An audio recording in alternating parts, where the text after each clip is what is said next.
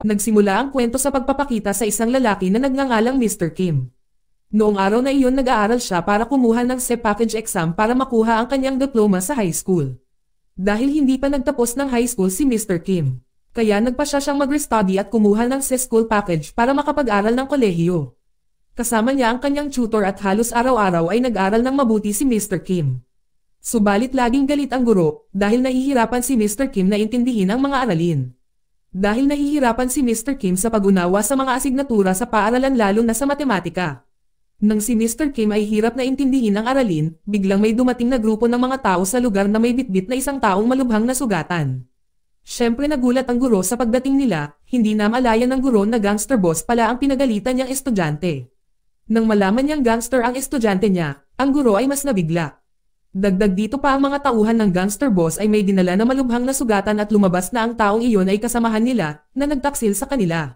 Dinala nila ang taong ito sa lugar ni Mr. Kim para iulat ang kanyang pagtataksil. Gayunpaman sa halip na humingi ng tawad ang taksil, ay sinubukang tumakas sa pamamagitan ng pagbihag sa guro. Dahil dito ay kailangan ni Kim na ipakita ang kanyang kalupitan bilang isang gangster boss upang harapin ang taksil. Pagkatapos na makitungo sa taksil, bumisita si Mr. Kim sa kanilang pinono sa gang. Pumunta siya doon upang parusahan ang nasabing taksil. Subalit ang pinuno ng gang ay masyadong mabait at pinatawad ang nasabing taksil. Sabay tanong ng pinuno tungkol sa pag-unlad ng pag-aaral ni Mr. Kim. Sa sandaling ito ipinahayag ni Mr. Kim ang kanyang pagnanais na ipagpatuloy ang kanyang pag-aaral.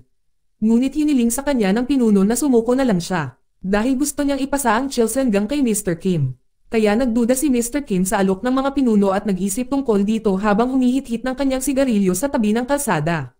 Ngunit bago pa man maubos ni Mr. Kim ang kanyang sigarilyo ay nakita niya ang isang high school student na gustong tumalon sa tulay.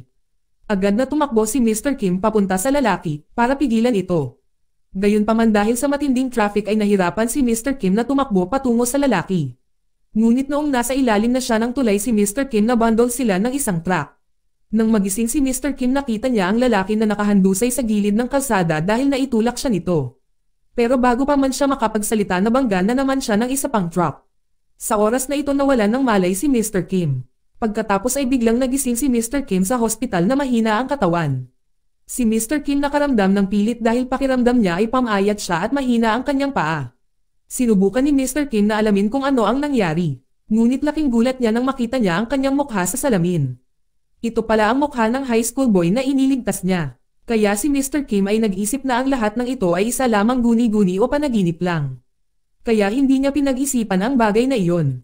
Dahil sigurado siyang paggising niya ay babalik na sa normal ang kanyang katawan at mukha. Gayunpaman dumating ang kanyang mga tauhan na sina Dong Soo at Jong Chul at nagparamdam sa kanya. Noon lang napagtanto ni Mr. Kim na ang katawan at mukha niya ay tuluyan nang nag-transform sa pagiging high school student na kanyang niligtas. Pagkatapos ay pumunta sila para sabihin sa kanya na namatay ang amo nila sa pagsisikap na iligtas itong high school student. Sinubukan ni Mr. Kim na kumbansihin sila na ngayon ay nasa katawan siya ng binatang ito. Pero hindi nila naintindihan ang sinasabi ni Mr. Kim at nagagalit sila. Buti na lang anden ang leader ng mga gangster at pinakiusapan ang mga tauhan niya na huminahon at hayaan ang binata. Pagkatapos ay pumunta si Mr. Kim sa mortuary upang makita ang kanyang walang buhay na katawan. Ayaw niyang makulong sa loob ng katawan ng isang high school student.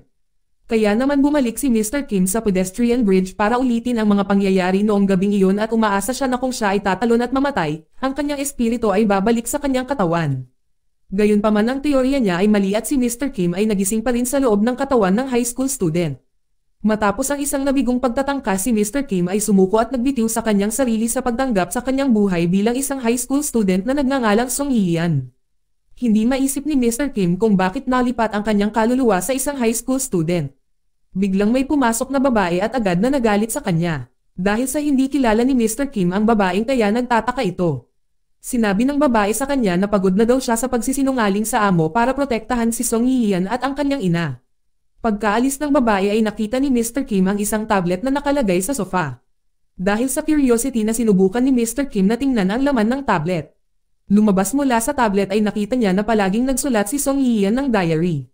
Inilalarawan ng kantang ito ang buhay ni Song Yian na napakalungkot at lagi siyang binubuli ng kanyang mga kaklase physically at mentally.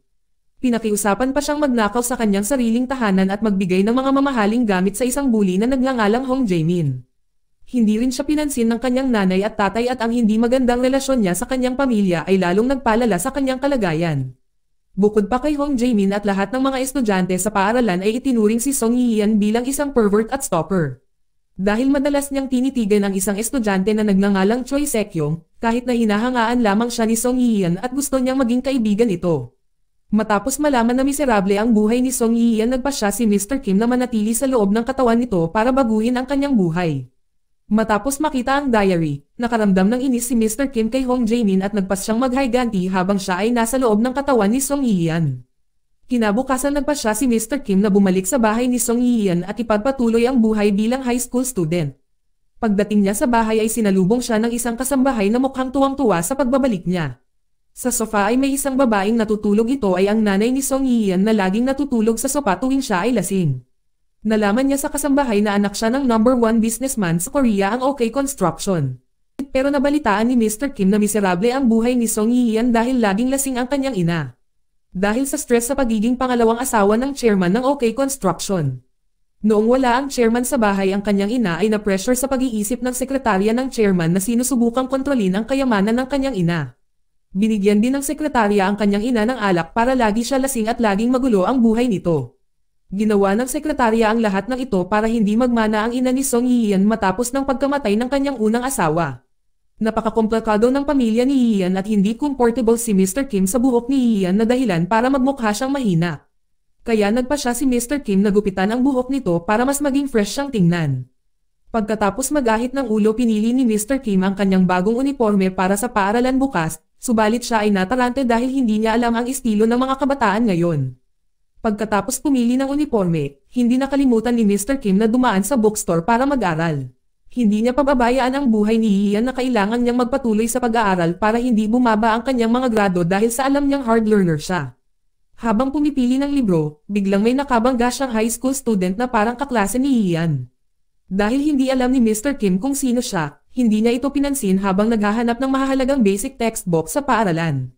Nang tuluyan ng gumaling ang katawan ni Yi-yeon ay sinubukan ni Mr. Kim na masanay. Sinubukan na rin niyang mag-ehersisyo dahil kailangan pa ng katawan ni Yi-yeon na mag-ehersisyo. Paminsan-minsan ay pumupunta siya sa headquarters ng kanyang mga kasamahan para tingnan kung kumusta na sila. Ngunit ang lalaking ito ay hindi na naglakas loob na bumati sa kanila dahil iba na ang katawan niya. Sa wakas, sa unang araw ng pasukan ay nagsimula na pagkatapos ng mahabang bakasyon. Kinabahan si Mr. Kim dahil isa siyang middle-aged na lalaki na matagal nang hindi nag-aaral. Sa bago niyang hitsura at formal na paraan ng pagsasalita na parang matanda. Naging awkward si Yi-yeon at hindi alam ang gagawin sa paaralan. Habang nasa classroom si Mr. Kim ay pakiramdam na nagbago ang mundo simula nung huling pumasok siya sa school. Nung pumasok si Mr. Kim sa classroom na may bagong forma, ang mga kaklase nito lalo na ang mga babae ay namangha at hindi nakilala si Yi-yeon. Laking gulat nila pagkatapos kumuha ng attendance ang kanilang homeroom teacher at lumabas na ang gwapong estudyante na pinag-uusapan nila ay si Yi-yeon na dating isang lampa. Matapos malaman ng lahat, lumapit sa kanya si Jaemin para ibuli ulit siya. Nang makitang paparating si Jaemin, masaya si Mr. Kim dahil ito na ang sandali na hinihintay niyang maghigantay kay Jaemin. Pagkatapos ay dinala si Kim ng mga bully at mga kaibigan sa likod ng paaralan para turuan siya ng leksyon. Subalit hindi nila inaasahan na ngayon ay nagbagong anyo na si Yi-yeon ay hindi na natatakot sa kanila. Na may mabangis na titig na pinalo ni Mr. Kim ang mga bully. Gayunpaman ang payat na katawan ni Yi-yeon ay nabigo siyang durugan silang lahat. Matapos matamba ni Jaemin, si Mr. Kim ay pumasok sa kanyang subconscious at nakilala ang espiritu ni Yi-yeon. Gayunpaman, sa halip na pasalamatan si Mr. Kim para sa pagligtas sa kanya, hiniling ni Yi-yeon kay Mr. Kim na umalis kaagad sa kanyang katawan. Sumuko na siya sa kanyang buhay at desperado na siya. Dahil pinagtagpo sila ng tadhana, nangako si Mr. Kim na babaguhin ang buhay ni Yi-yeon at pangangalagaan ang kanyang ina. Si Mr. Kim nang magising mula sa kanyang subconscious ay sinalubong siya ng binata na kabunggo sa kanya dati sa bookstore. Ang taong iyon ay laging sumusulpot sa hindi malamang dahilan at parang siya ang matalik na kaibigan ni Yi-yeon. Pumunta sila sa isang school's infirmary para gamutin ang mga sugat ni Yi-yeon at doon niya na nalaman na ang estudyanteng ito ang taong gusto ni Yi-yeon na maging kaibigan. Malapit silang magkaibigan na iba sa nakasulat sa diary ni Yi-yeon. Naghinala siya na ang kaharap niya ngayon ay hindi ang tunay na Yi-yeon. Dahil ang Yi-yeon na kilala niya ay sobrang mahiyain at hindi makikipag-usap sa iba at lalo pang tumawa ng malawak tulad ngayon. Pilit na sinusubukan ng binata na ipagtapat ni Mr. Kim kung sino talaga siya. Dahil gustong malaman nito kung nasaan ang tunay na Yi-yeon. Dahil may malaking sikreto na si Ian lang ang nakakaalam. Pagbalik sa silid-aralan si Mr. Kim ay labis na nalito sa mga mag-aaral na may iba't ibang stationery mark sa kanilang mga takdang aralin na may iba't ibang kulay. Dahil noon sa kanyang kabataan ay wala pa ang mga ganyang gamit noon. Sa kanyang inosenteng ugali hiniling ni Mr. Kim sa mga babae na mamili ng mga gamit sa paaralan. Ayaw nilang sumama kay Ian, pero buti na lang may isang cute na babae na parang may crush kay Ian at pumayag siyang sumama sa kanya. Pinasakay niya ang babae sa kanyang marangyang sasakyan at pagkatapos ay nag-treat siya ng masarap na pagkain para tulungan siya. Sa huli ay parang naging komportable ang mga babae na kaibiganin si Ian matapos i-treat ng dinner ni Ian. Gayunpaman habang si Mr. Kim ay kausap ang mga babae ay biglang sumulpat ang binata na si Choi Sekyung dahil curious pa rin siya tungkol sa kanya. Si Sekyung ay patuloy na nagsisikap na alamin kung sino ang taong nasa katawan ni Ian. Gayunpaman si Mr. Kim ay walang pakialam sa kanya at ipinagpatuloy niya ang kanyang mga aktibidad tulad ng isang high school student. Nang matapos ang oras ng sports, sa pasukan ng paaralan ay nakita ni Mr. Kim na dumarating ang sekretarya ng kanyang ama. Isang bagay na agad na hinayla ni Mr. Kim ang babae bago pa man makipagkita sa punong guro. Dahil gusto na pala ng sekretarya na ilipat si Ian sa ibang bansa at doon pumasok sa paaralan. Tingnan niya ang pagiging lalong mapagmataas na sekretarya, sinubukan ni Mr. Kim na iligtas si Ian sa pamamagitan ng pagsira sa pagpapahalaga sa sarili ng babae. Matapos sampalin siya ng babaeng akala niya ay susuko si Ian at magsisisi sa kanyang mga sinabi. Gayunpaman dahil ang sa loob ng katawan ni Ian ay isang gangster boss ay hindi siya madaling sumuko.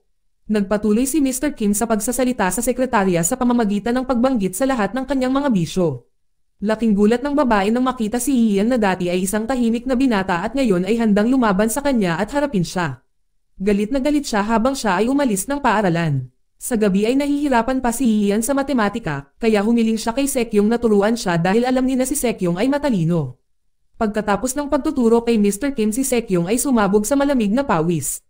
Nang matutulog na sana siya nang maalala ang pangyayari ng pinagbantaan siya ni Sekyung at hindi pa rin alam kung ano ang sikretong hawak ni Ian. Ngunit tila may masisira si Sekyung kung malalaman ito ng publiko. Kinabukasan habang nasa pampublikong paliguan ay nakita ni Mr. Kim ang kanyang mga dating subordinate.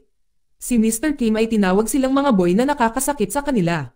Noong tuturuan sana nila ng leksyon si Mr. Kim bigla niyang binugbog ang mga vital area nila hanggang sa halos pumutok na sila. Matapos maligo dumating ang dating tao ni Mr. Kim para dalhin si Jaemin at ang kanyang mga kaibigan dahil gusto nilang sumali sa kanilang gang. Tinanong nila ang mga gangster kung mayroon bang anak ang kanilang boss. Dahil sa mayroong isang mag-aaral na nagsasabi na anak siya ni Mr. Kim. Pero sinuguro ng mga gangster na walang anak si Mr. Kim dahil hindi pa ito nagpakasal. At sa ngayon ay bumuo sila ng panibagong gang. Samantala kinausap pa rin ni Sekyung si Mr. Kim, gusto pa rin niyang malaman kung sino talaga ang nasa harapan niya. Subalit nakita ni Sekyung ang magulong sitwasyon ng pamilya ni Ian at ang kanyang lasing na ina. Kaya naman pinapunta ni Ian si Sekyung sa kanyang kwarto at hintayin siya. Gayunpaman pagdating ni Sekyung sa kwarto ni Ian ay hinalugog ito ang silid na naghahanap ng ebidensya ng sikretong itinatago ni Ian tungkol sa kanya. Dahil sa wala siyang makita, tinanong ni Sekyung si Mr. Kim kung nasaan ang totoong Ian. Dahil patuloy na nagsasalita si Sekyung at pinagalitan si Mr. Kim sa wakas ay sinabi ni Mr. Kim na namatay ang tunay na Ian nang tumalon siya sa tulay. Hindi malinaw kung naiintindihan ni Sekyung ang pahayag na ito. Ngunit ang kanilang pag-uusap ay kailangang tumigil dahil ang biglang nagwala ang ina ni Ian at sinubukan ni Mr. Kim na pakalmayan siya bilang isang anak. Gayunpaman ang ina nito ay patuloy na nagalit at sinisisi si Ian sa lahat ng kanyang paghihirap. Nanlumo ang ina ni Ian dahil naputol ang kanyang karera bilang isang artista matapos ikasal at ipanganak si Ian. Itinuring niya si Ian ang pinagmumulan ng mga problema sa buhay. Pagkatapos ng mga kaganapan, nagpatuloy si Mr. Kim sa pakikipag-usap kay Sekyung habang nakikinig ng musika. Si Sekyung ay nagtataka pa rin kung sino ang taong nasa harap niya. Subalit hiniling ni Mr. Kim kay Sekyung na itigil ang pag-alam kung sino siya. Dahil ang nasa harap niya ay ang tunay na katawan ni Ian. Habang tatapusin na nila ang pag-uusap ay biglang natakot si Sekyung nang tumawag ang kanyang ama at pinauwi siya. Tila takot na takot si Sekyung na parang pinagbabantaan ang kanyang buhay. Pagdating sa bahay natakot si Sekyung nang makita ang kanyang ama. Ang kanyang ama ay napakalupit, hindi niya pinahintulutan ang kanyang anak na umuwi ng late at maglalaro sa malayo, sinundan pa niya ang kanyang anak gamit ang GPS. Hindi pa alam kung bakit ang kanyang ama ay napakalupit at protective, gayunpaman ayaw niyang malagay sa gulo ang kanyang anak. Dahil maaari nitong sirain ang kanyang career bilang prosecutor. Nang bumalik si Ian sa paaralan kinabukasan ay naghihintay si Jaemin at ang kanyang mga kaibigan. Sinubukan nilang i-bully si Ian sa pamamagitan ng pagpapakita sa kanya ng video na kinunan nila sa pambubuli. Akala nila babalik si Ian sa pagiging mahiyain matapos makita ang video. Gayunpaman sinong mag-aakalang salamat sa video mas lalong sumabog ang emosyon ni Mr. Kim at hindi na siya makapaghintay na bugbugin sila sa likod ng paaralan. Hinamon ni Jaemin si Ian ng isang one-on-one na laban. Dahil dito masaya si Mr. Kim na kalabanan si Jaemin at ang kanyang mga kasamahan. Bilang resulta hindi mapatamba ni Jaemin si Ian tulad ng unang beses nilang nagkaharap. Asahan niya na ang taong dati nilang inaakala na lampa at takot ay nambubugbog na sa kanila. Siyempre hindi na nila kayang talunin si Ian na ngayon ay sinapian na ng kaluluwa ni Mr. Kim na isang gangster boss. Dahil patuloy na nasa katawan siya ni Ian ay nagtagumpay siya sa pagbabago ng kanyang katawan. Ngunit ngayon ay bumaliktad ang mga pangyayari. Nang ang counseling teacher na nakakita ng kaguluhan ay agad itong pinigilan. Ngunit bago dumating, si Jaemin ay hindi pa rin makapaniwala na tinalo sila ni Ian. Sinabi niya kay Jaemin na kaya niyang lumaban. Dahil siya ay sinanay ng isang gangster na nagngangalang Kim. Pagkarinig nito ay kinilabutan si Jaemin dahil alam niyang si Kim ay kinatatakutan ng mga gangster. Hindi nagtagal pagkatapos sinabihan ng counseling teacher si Jaemin at sa kanyang mga kaibigan na pumunta sa guidance para sa kanilang mga ginawa. Naramdaman ni Jaemin na siya ang biktima sa away. Kaya naman hiniling niya sa counseling teacher na dalhin din si Mr. Kim. Gayunpaman ang counseling teacher na dati nang nakatanggap ng report tungkol sa karahasan ni Jaemin laban kay Ian ay hindi naniwala sa sinabi ni Jaemin. Lalo na dahil si Mr. Kim ay kumikilos na parang inosente. Pagkatapos ay dinala ng guro si Mr. Kim sa guidance upang talakayin ang mga problemang nararanasan niya. Bilang biktima ng pambubuli ni Jaemin at ng kanyang mga kaibigan. Iminungkahi ng guro na magsampa si Mr. Kim para sa pagdidisiplina sa karahasan sa paaralan. Dahil magre-resulta ito kay Jaemin at sa mga estudyanteng sangkot na maparusahan ng puwersahang paglipat sa ibang paaralan o pagpapatalsik. Nang mabalitaan ni Ian ay naisip niya na ang unang hakbang sa pagbabago ng kanyang buhay ay papalapit na. Ngunit nang makita ni Mr. Kim si Jaemin at ang kanyang mga kaibigan na kumikilos ng pananakot sa ibang mga mag-aaral. Hindi man lang sila natakot nang sabihin ni Mr. Kim na magdaraos ang paaralan ng isang komite sa pagdidisiplina na may banta ng pagpapatalsik sa kanila. Dahil dito hindi itutuloy ni Mr. Kim ang kanyang reklamo dahil hindi ito ang pinakamagandang solusyon. Dahil ang pagpapatalsik sa paaralan mula sa pang-aapi ay masisira rin nito ang kinabukasan ni Jaemin at ng kanyang mga kaibigan. Dahil dito naisip muli ni Mr. Kim ang paghahanap ng pinakamahusay na solusyon na maaaring gawin. Kinabukasan sa paaralan nakita ni Mr. Kim si Jaemin at ang kanyang mga kaibigan na dumating ng late. Si Mr. Kim ay nag-aalala tungkol sa kanilang mga marka. Dahil ang paaralan ay magsasagawa ng mga pagsusulit. Sa pakiramdam na kailangan niyang may gawin, tinawag ni Ian si Jaemin at sinabi sa kanya na huwag mahuhuli sa klase. Nagsimulang matakot si Jaemin kay Ian na ikinagulat ng mga estudyanteng nakakita ng pangyayari. Sumama din si Mr. Kim habang binubuli ni Jaemin at ng kanyang mga kaibigan ang ibang mga estudyante na ikinainis ni Jaemin.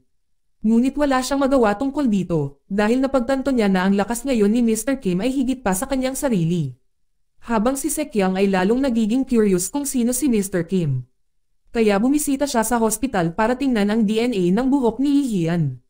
Sa ibang lugar sina Dongso at Jongchul ay nakararanas ng krisis sa kanilang grupo matapos iwan sila ng kanilang miyembro. Saka sila nakatanggap ng trabaho para kidnapin ang ina ni Ian. Ayon kay Dongso ang kanilang trabaho sa oras na ito ay dapat gawin ng maayos. Dahil mangangailangan ito ng isang maraming pera para mapataas muli nila ang kanilang gangster group. Samantalang sa paaralan ay kasama ni Mr. Kim si Sekyang at tinanong niya ang tungkol sa patuloy na pakikipag-ugnayan ni Sekyang sa kanyang ama.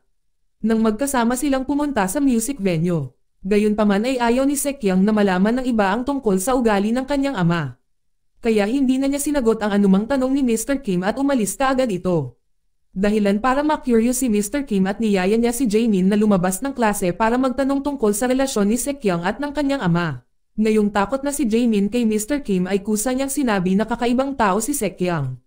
Dahil ayon kay Jaemin si Sekyang ay ang nagsumbong na binubuli si Ian. Matapos marinig ang paliwanag ni Jaemin, si Mr. Kim bahagyang nagulat sa nangyari sa binata. Saka muling nagtanong tungkol sa background ng pamilya ni Sekyang. Sagot ni Jaemin na prominenteng tao si Sekyang dahil ang tatay niya ay chief prosecutor at ang nanay niya ay CEO ng isang malaking mall. Si Sekyang din ang pinakasikat na tao sa paaralan at tinaguriang best student. Dahil lagi siyang nakakuha ng matataas na grades at nahalal bilang student council president kahit na ayaw niya. Ang mga paliwanag ni Jaemin ay mas lalo lang na-curious si Mr. Kim kung ano ba talaga ang kaugnayan sa pagitan ni Sekyang at Yihian.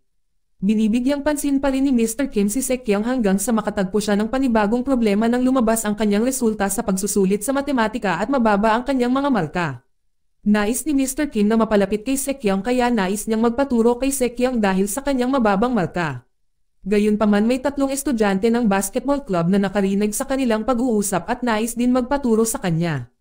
Ang kahilingan ng 3 mag-aaral ay nalungkot si Sekyang dahil alam niyang ang intensyon nila ay gamitin lamang siya sa masama. Ngunit pumayag siya na tulungan sila kung papayag sila na kasama din si Mr. Kim na mag-aral. Gayunpaman ay ayaw pabayaan ni Mr. Kim si Sekyang at niyaya niya ang 3 estudyante na sikat sa paglalaro ng basketball na labanan siya.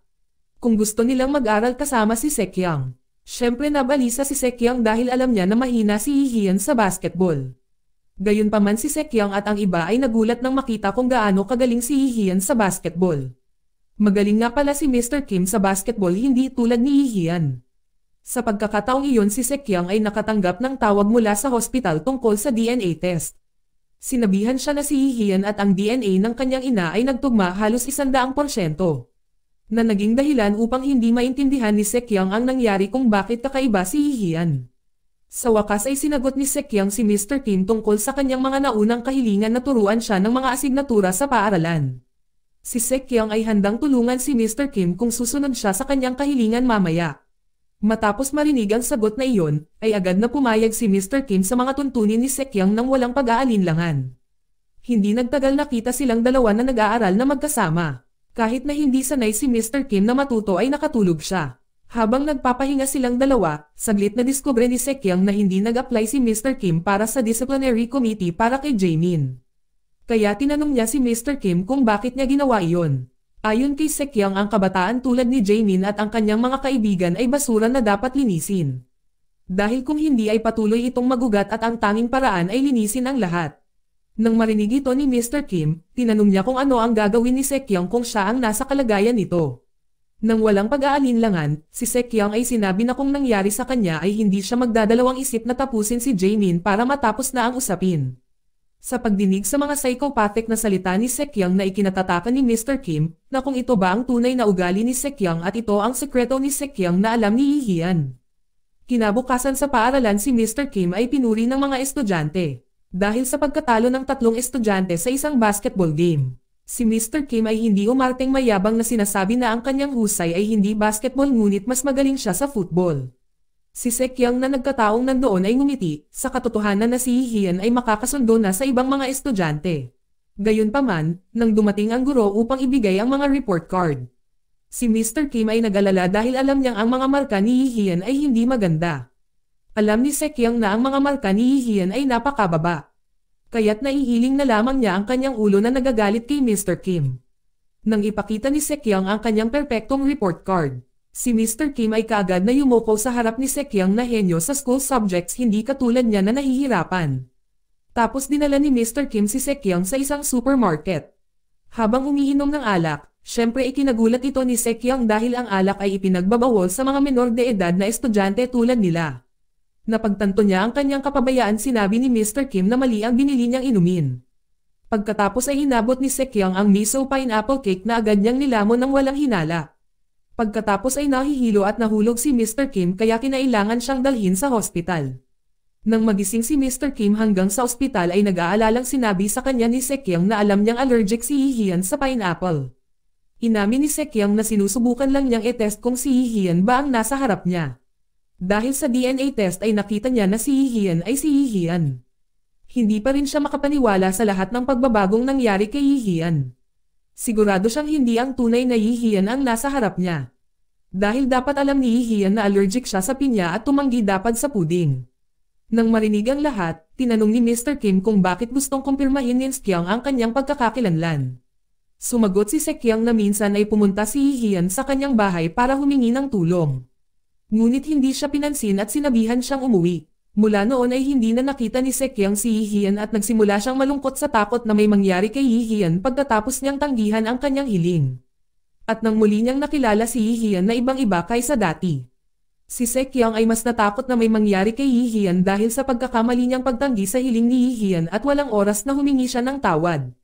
Matapos marinig ang lahat ng iyon ay sinabi ni Mr. Kim na hindi siya si Yihian na kilala ni Sekyang. Pero hindi niya maipaliwanag kung ano ang nangyari. Subalit isang partikular na bagay ay babalik ang tunay na Yihian pagkatapos niyang mapagtanto ang panaginip ni Yihian. Bagamat ang paliwanag ni Mr. Kim ay nagdulot ng pagkalito kay Sekyang ay maaari na lamang niyang paniwalaan ang lahat ng sinabi ni Mr. Kim. Pagkatapos ng mga pangyayaring ito, naging malapit si Mr. Kim at Sekyang na parang matalik na magkaibigan at naiintindihan ang isa't isa tulad ng tunay na Yihian. Subalit isa pang problema ang lumitaw, nang makitang naghahanda sina Dongsu at Jongchul upang isagawa ang kanilang plano na kidnapin ang ina ni Yihian. Dahil ang lugar ng tahanan ng ina ni Yihian ay sa teritoryo ng magkaribal na gang. Dahil sa ayaw na malaman ni Dongsu ang kanyang mga kilos. Kaya niyaya niya si Jaemin na makisali sa pagkidnap sa ina ni Yihian.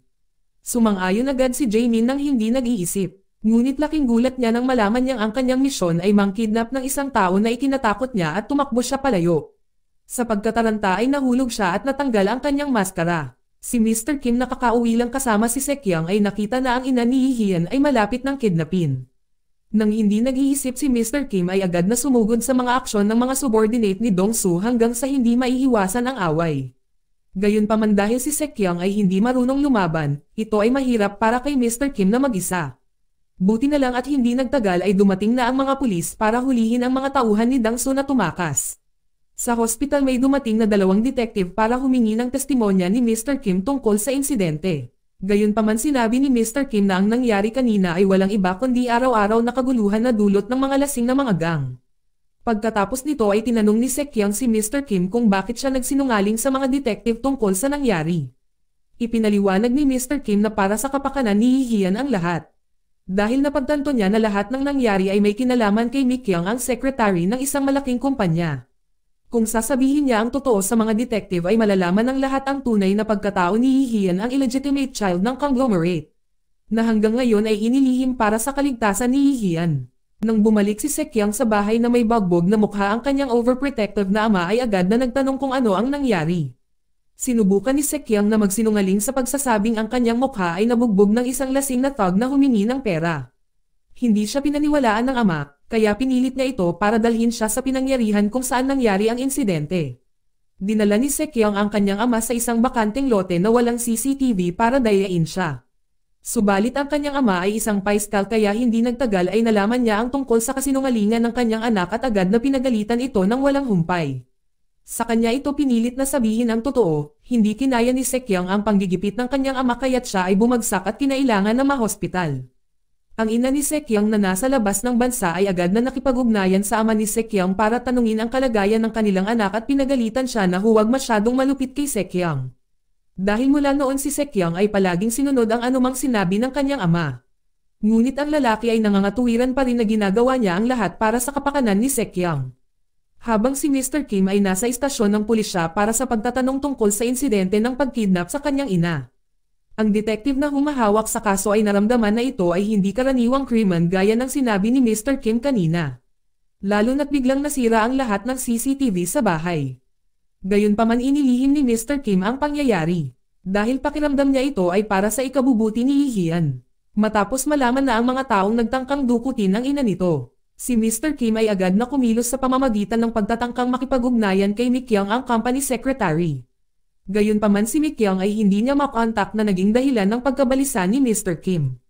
Hiniling ni Mr. Kim sa kanyang driver na dagdagan ang seguridad sa bahay. Samantalang sa ibang lugar ay makikita si Mikyang na pinapag-alitan ni Dongsu dahil sa pagkabigong madala ang ina ni Yihian alinsunod sa kanilang kasunduan.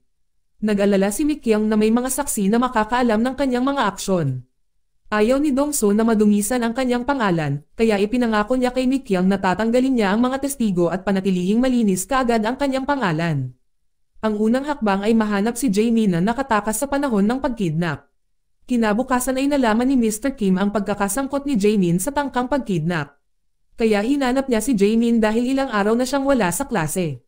Subalit hindi alam ng mga miyembro ng gang ni Jaemin ang kasalukuyang kalagayan nito. Hiniling ng mga kaklase ni Yihian kay Mr. Kim na pumunta sa isang cafe bago ang pampublikong pagsusulit upang hindi sila masyadong ma-stress. Gayunpaman sa kanyang makalumang pag-iisip ay ginawa ni Mr. Kim ang kahilingan bilang isang masamang aksyon kapag ito ay para lamang makapagpahinga. Ang lahat ng mga mag-aaral ay nagtawanan kasama ang tatlong babaeng estudyante sa makalumang ugali ni Mr. Kim.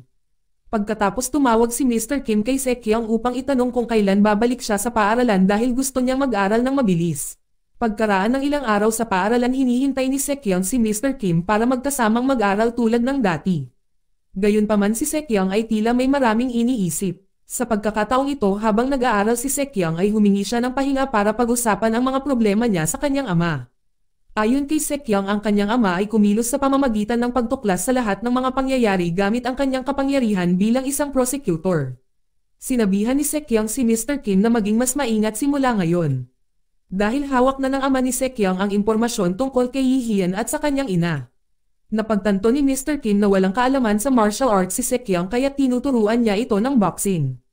Upang kung siya ay nahaharap sa isang mapanganib na sitwasyon ay maaari niyang ipagtanggol ang kanyang sarili. Nang bumalik sila sa bahay ni Yihian nakita silang dalawa ni Jaemin. Labis na nagulat si Jaemin nang malaman na si Yihian ang may-ari ng bahay. Dahil ang layunin niya ay siguraduhing okay ang babaeng muntik na niyang kidnapin. Hindi alam ni Mr. Kim na kasali si Jaemin sa isang tangkang kidnapang. Kaya naawa siya kay Jaemin dahil nawala siya ng ilang araw sa paaralan. Para malaman kung bakit wala si Jaemin, dinala siya ni Mr. Kim para magkape sa isang kafe. Si Mr. Kim tinanong kung kumain na ba si Jaemin at matapos malaman na 2 araw na hindi kumakain si Jaemin. Dinala siya ni Mr. Kim para kumain sa kanyang bahay. Pagkatapos kumain ay hiniling ni Jaemin na manatili sa bahay ni Mr. Kim. Hiniling ni Jaemin kay Mr. Kim na manatili siya ng ilang araw. Dahil dito mukhang nagalit si Sekyung dahil sa mga ginawa ni Jaemin noon kay Yihian. Sinabi ni Jaemin na iyon ay nakaraan na at hindi na dapat pinag-uusapan. Dahil sa mga sagot ni Jaemin lalo pang nainis si Sekyung sa kanya. Dahil alam niya ang pakay ni Jaemin na humiling na manatili sa bahay ni Yihian. Dahil ayon kay Sekyung gusto ni Jaemin na masigurado na ligtas siya dahil siya ang isa sa sangkot sa tangkang pagkidnap sa ina ni Yihian. Nang marinig ito, sinubukang iwasan ni Jaemin sa pagsasabing wala siyang kinalaman dito.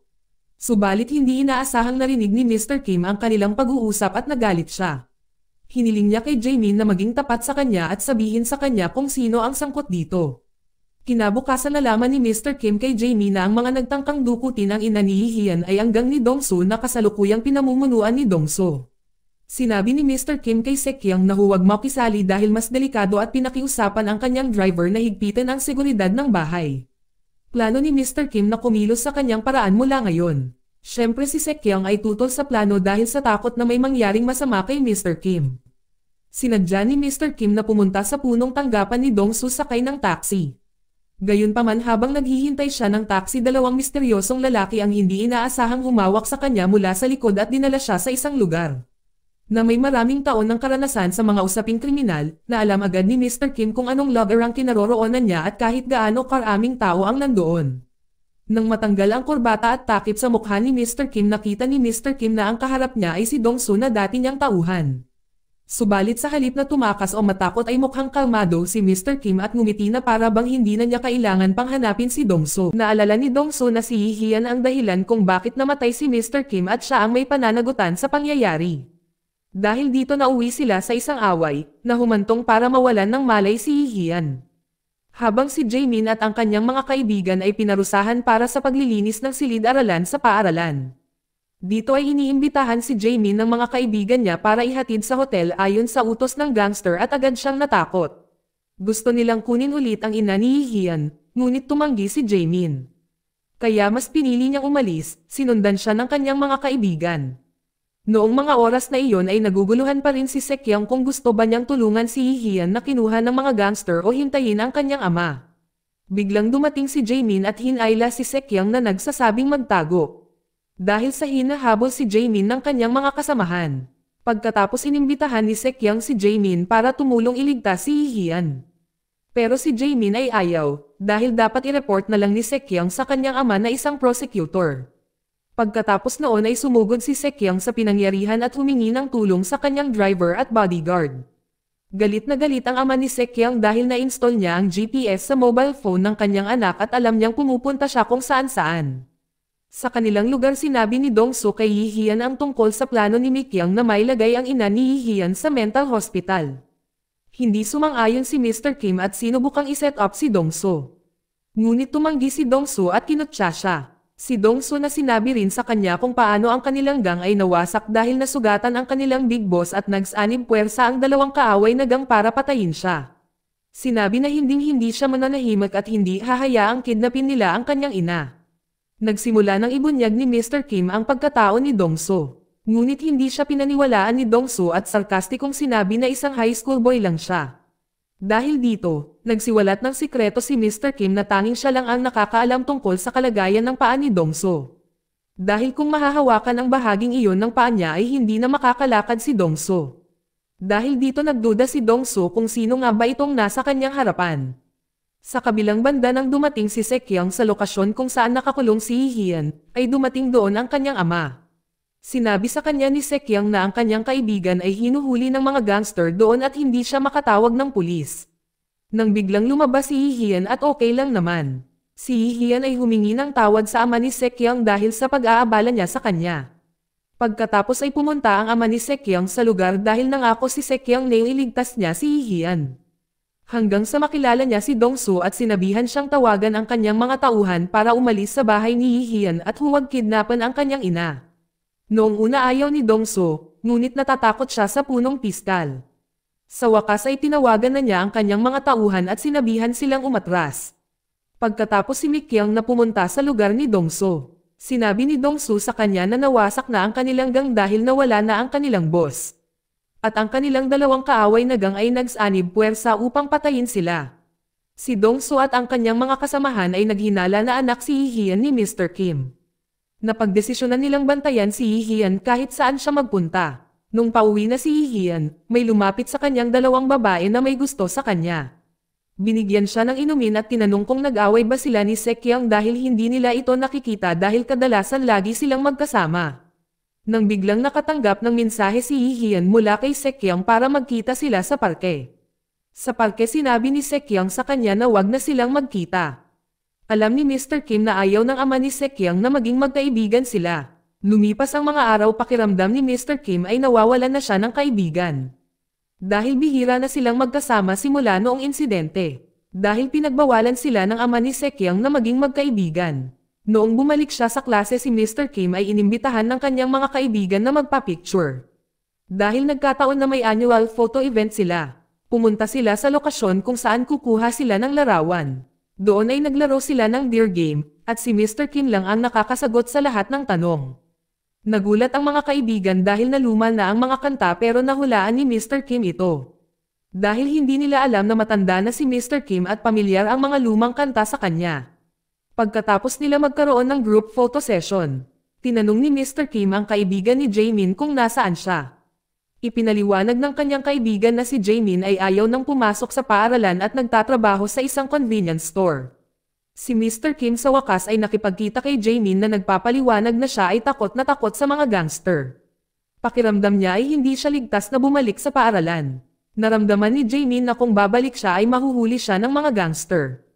Habang abala sila sa pag-uusap ay biglang tumawag si Sekyang kay Mr. Kim at sinabing nasa tulay siya kung saan muntik nang magpakamatay si Yi Hian noon. Natarante si Mr. Kim at dumiretso doon na iwan si Jaemin na nalilito. Agad na nakita ni Mr. Kim si Sekyang sa tulay, dahil nag-aalala siyang may masamang mangyari kaya niyaya ni Mr. Kim si Sekyang na umuwi. Ngunit tumanggi siya at sinabing gusto niyang manatili sa bahay ni Yi Hian. Nagkaroon ng ideya si Mr. Kim na mamasyal para gumaan ang mood niya at pumunta sila sa dagat. Kinagabihan balak nilang manatili sa isang hotel pero hindi sila pinayagan dahil menor de edad pa sila. Sinubukan nilang magstay sa isang motel na kilala noon ni Mr. Kim pero tinanggihan pa rin sila. Naalala ni Mr. Kim na ang motel ay may malaking sikreto, pagkatapos ng kaunting panghihikayat sa wakas ay pinayagan sila na manatili. Habang sina Dongso ay naroon din sa katabing silid para bantayan si Yi Hian na ngayon ay si Mr. Kim na. Pagkatapos habang natutulog si Sekyang kinuha ni Mr. Kim ang telepono ni Sekyang dahil alam niyang tatawag ang ama ni Sekyang. Hindi nagtagal ay tumawag ang ama ni Sekyang. Sinagot ito ni Mr. Kim at kinausap ang ama ni Sekyang ngunit hindi siya pinakinggan.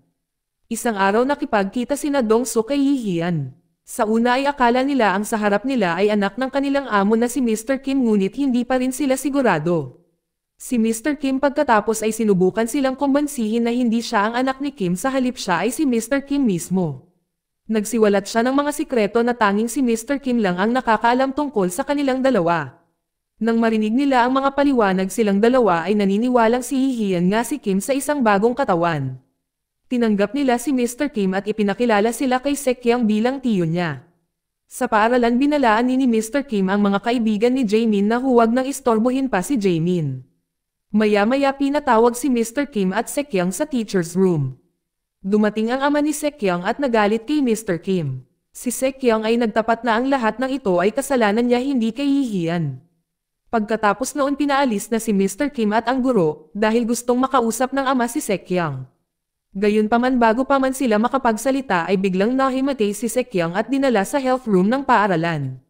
Doon kinausap ni Mr. Kim ng pribado ang ama ni Sekyang. Pinakiusapan niya ito na baguhin ang kanyang paraan ng pagpapuro sa kanyang anak.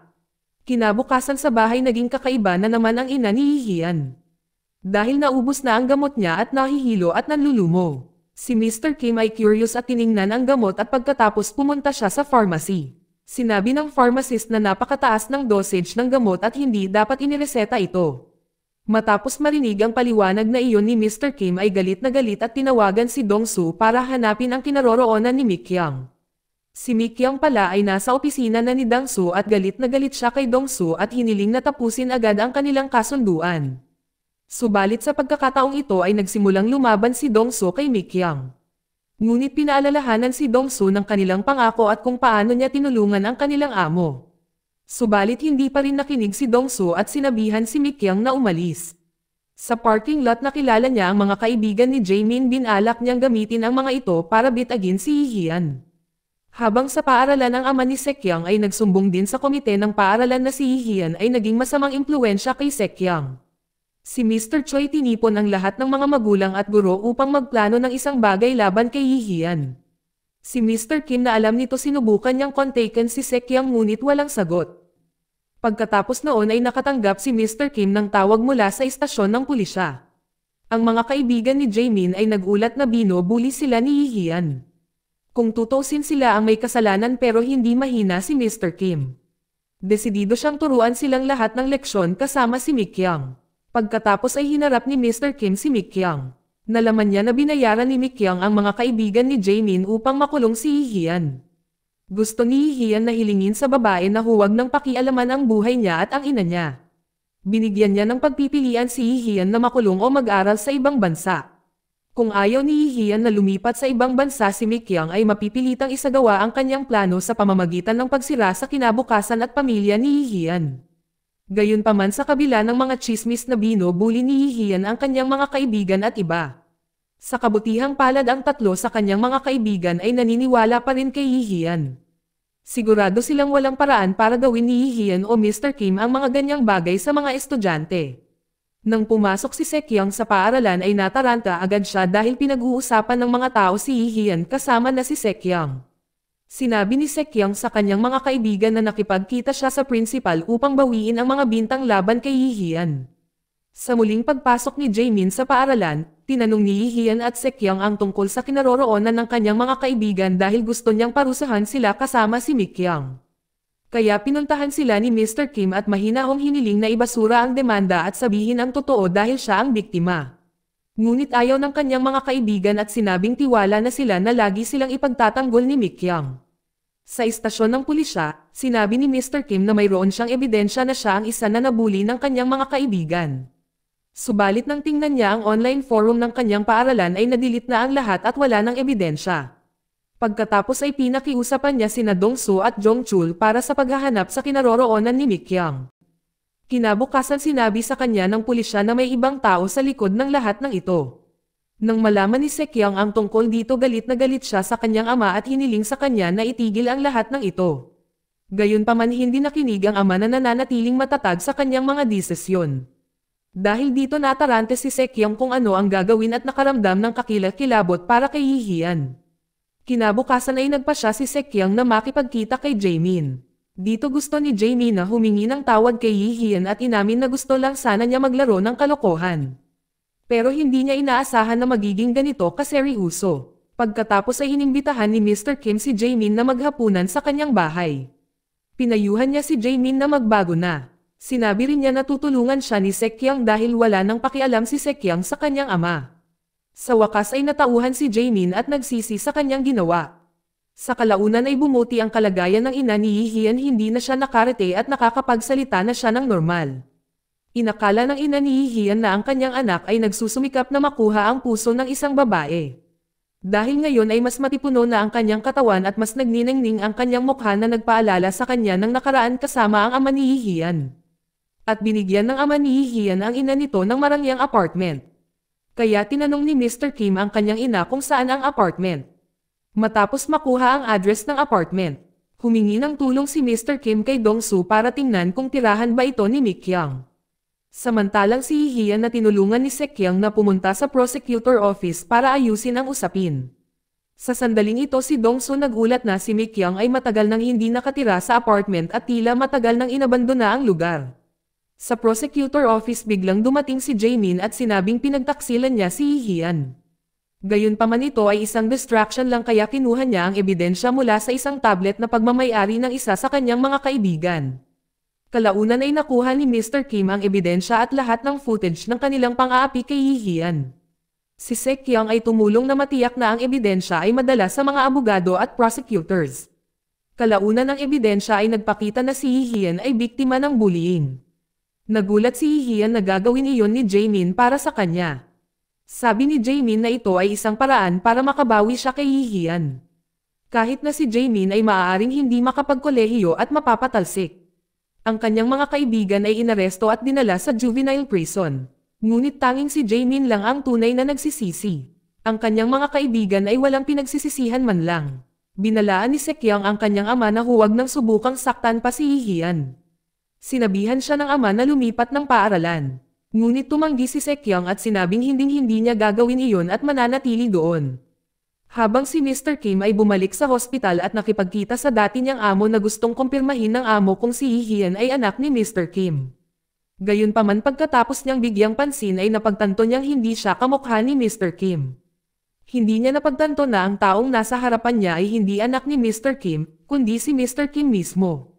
Masaya siya na sa wakas ay nakamit na ni Mr. Kim ang kanyang layunin na bumalik sa paaralan tulad ng gusto niya.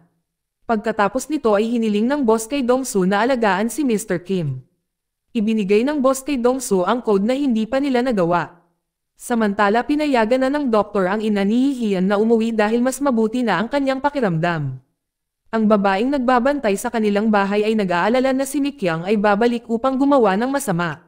Ngunit nangako si Mr. Kim na paprotektahan niya ang ina ni Yihian at silang lahat. Pagkatapos ay pinauwi ni Yihian ang kanyang ina at hinikayat itong huminto sa paghabol sa chairman na hindi man lang sila pinapansin. Samantalang si Mikyang ay nag-aalala dahil hindi natuloy ang plano niyang tanggalin si Yihian. Mas nabalisa siya nang makita niyang sinalubong ni Yihian ang kanyang ama sa airport. Sinubukan niyang tumakas ngunit nahuli siya. Ipinaliwanag ni Yihian sa ama na pinagtaksilan siya ni Mikyang at hindi niya ginawa ang kanyang tungkulin na alagaan si Yihian at ang kanyang inagaya ng hiniling ng ama. Humingi ng paumanhin si Mikyang sa chairman, pero hindi siya tumugon. Nang lumuhad ito para humingi ng tawad sa chairman, sinabi pa niya na mali siya at dapat lumuhad sa harap niya. Lumuhad din si Mikyang sa harap ni Yihian, gayunpaman hindi siya pinatawad ni Yihian. Natuwa ang chairman sa pagbabago ng ugali ni Yihian. Naisip niya na gusto ni Yihian na kilalanin siya. Sinabi ng chairman na ibibigay niya ang responsibilidad ng kumpanya kay Yihian, ngunit tumanggi lang ito. Pagkaalis doon ay nakipagkita si Mr. Kim kay Dong-soo at sinabing pwede muna siya dito. Naalala ni Dong-soo na madalas sabihin ni Mr. Kim ang mga katagang iyon dito. Napagtanto ni Dong-soo na si Yihian ay si Mr. Kim ang kanyang amo. Pagkatapos noon ay tinawagan ni Yihian ang kanyang ina at sinabi sa kanya ang nangyari kanina. Sinuportahan ng kanyang ina ang desisyon ni Yihian at tinanong kung pwede na ba siyang maging artista. Kalmadong sagot ni Yihian na tutulungan niya ang kanyang ina na maisakatuparan ang kanyang pangarap. Nagpakita muli ang diwa ng totoong Yihian, hudyat na nauubos na ang oras ni Mr. Kim. Mayroon na lamang siyang 1 linggo para manatili sa katawan ni Yihian. Pagkatapos nun may nakilala siya na babae na madalas na makita sa library. Ang dalaga ay nagtapat ng kanyang pagmamahal kay Yihian. Ngunit si Yihian ay humingi ng 2 araw upang sagutin ang tanong. Si Mr. Kim ay tinalakay ang bagay na ito sa tunay na espiritu ni Yihian. Ngunit siya ay nabalisa din at sinabi ni Mr. Kim na kailangan lang niyang mag-oo at magsimula ng isang date. Kinabukasan ay naglakas loob si Sekyang na sabihin sa kanyang ama na siya ay nagtatrabaho ng part-time. Dahil gusto niyang tuluyang makalaya sa kanyang ama. Pagkatapos ay dinala ni Mr. Kim si Sekyang sa puntod ni Mr. Kim at ipinaliwanag na ang nasa harap niya ay hindi si Yihian kundi si Mr. Kim. Habang nag-uusap sila ay nakatingin sa likod ang espiritu ng totoong Yihian. Kaya binigyan din ng pagkakataon si Yihian at Sekyang sa ilang bagay sa pagitan nila. Hindi napigilan ni Sekyang na makonsensya at agad na niyakap si Yihian. Taos-puso siyang humingi ng tawad kay Yihian. Ngunit sinabi ni Yihian na hindi kasalanan ni Sekyang ang lahat. Nang oras na para umalis si Mr. Kim sa katawan ni Yihian. Ngunit biglang nagpasya si Yihian na umalis at hayaan si Kim na manatili sa kanyang katawan. Naramdaman ni Yihian mas bagay si Mr. Kim sa kanyang katawan. Natitiyak niyang mas kailangan ng kanyang ina at lahat ng tao sa kanyang paligid si Mr. Kim kaysa kay Yihian. Si Yihian ay gumaan ang loob at masaya na nalutas ni Mr. Kim ang buong problema niya sa kanyang buhay. Nakita at nasaksihan niya ang lahat at sa wakas ay isinuko na niya ang katawan para kay Mr. Kim. Kaya ngayon ang katawan ay opisyal ng pag-aari ni Mr. Kim. At ang tunay na espiritu ni Yihian ay napunta sa langit. Si Mr. Kim ay labis na nagpapasalamat kay Yihian at pahalagahan ang pangalawang pagkakataon nito sa buhay. Makalipas ang 1 taon nag-aral sina Mr. Kim at Sekyang sa iisang unibersidad. Sa kabila ng pag-aaral sa iba't ibang asignatura ay mas naging malapit ang kanilang relasyon at tulad ng sinabi ni Yihian na ang taong kailangan ni Sekyang ay si Mr. Kim. Hinikayat niya si Sekyang na makipag-blind date habang nag-aaral na magkasama silang dalawa. Masayang namumuhay sa bago nilang buhay. Dito nagtatapos ang buong series. Salamat sa panonood kaibigan.